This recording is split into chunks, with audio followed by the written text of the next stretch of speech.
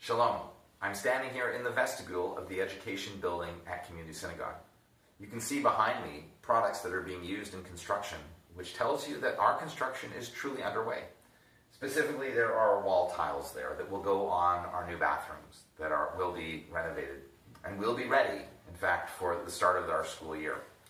I'm standing here also because this week's Torah portion, known as Shof'tim, is a portion that has really justice and the rule of law at its core. It begins with a statement that says that judges and magistrates you shall have within your villages.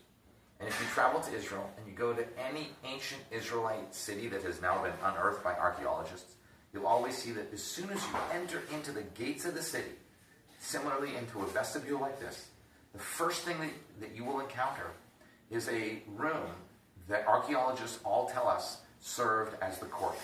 In other words, as soon as you entered the town, as soon as you entered the village, you would meet justice.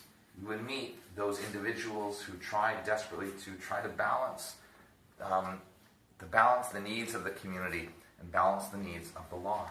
To teach us that as much as mercy is a part of Judaism, so too is justice, and they must stand in balance, and they are so absolutely paramount to who we are.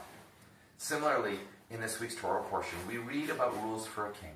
That if the Israelites wanted to have a king over them, a human king, as opposed to having God as their only ruler, there would be certain rules that the king would have to follow. Rules of how many wives the king could have. Rules about how many horses the king could have. How the king would tax the people. And at the crux of that, there is a commandment that says that the king would have a scroll of Torah, a Sefer Torah written for him. It turns out to be the book of Deuteronomy, which was the guidebook for the king for how to rule.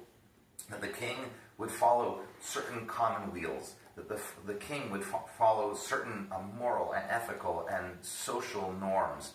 And so while today our rulers might not have an actual guidebook for how to rule, they do have the Constitution, they do have the rule of law, and they do have, in many ways, the ways that other leaders have led before them. That we stand on the shoulders of those who have come before us. And in this week, in the aftermath of the horrible, difficult, I would even say repugnant demonstrations that took place in Charlottesville, Virginia, where sadly people died, where sadly neo-Nazi and other hate-filled speech was put forth, which in my opinion is completely inexcusable in 21st century America. Thankfully, we saw leaders in that community, a mayor and a governor, stand up and say, not in our town, not in our community. This isn't going to stand forth. And we can hope and we can pray that in the days ahead that other leaders in our community, in our nation, will stand up and say, this is unacceptable behavior. We as Jews, perhaps more than any other people, we know what the long-term outcome of such kind of hateful speech and hateful rhetoric and hateful behaviors can lead to. And we have to be willing to say, as we've said throughout our history, never again, not in our time, not in our communities. We look to this week's Torah portion, Parshat Shof'tim, to remind us of the importance of justice, to remind us that justice must take place in our cities and especially in the gates, in the place where we meet the inside and the outside world and the inside world. And so we continue to pray for justice, just as we continue to always pray for mercy and for peace.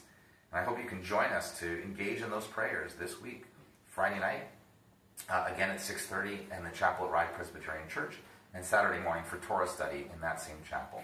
Wishing you an early Shabbat Shalom.